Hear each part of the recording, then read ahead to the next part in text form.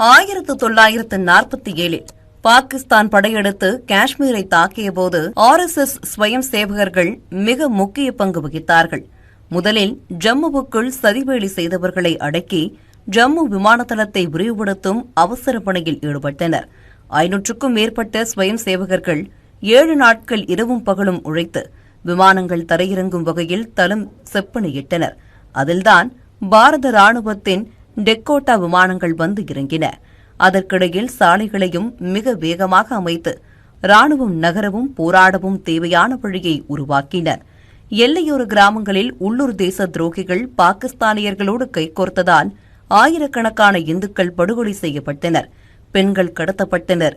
இந்நேரத்திலும் ஸ்வயம் சேவகர்கள் அகதிகளை பாதுகாத்து அவர்களை பாதுகாப்பான இடங்களுக்கு அழைத்து சென்றனர்.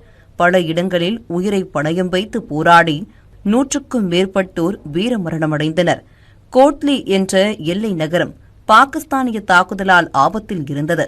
அங்கு ஸ்வயம் சேவகர்கள் மக்களை ஒருங்கிணைத்து ஒவ்வொரு தெருவையும் தற்காப்பு அரணாக மாற்றினர்.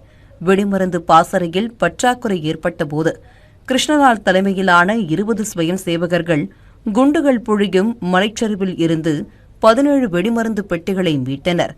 இதில் 6 பேர் உயிர் தியாகம் செய்தாலும் நகரில் இருந்து 6000 இந்துக்களின் உயிரும் மானமும் காப்பாற்றப்பட்டது.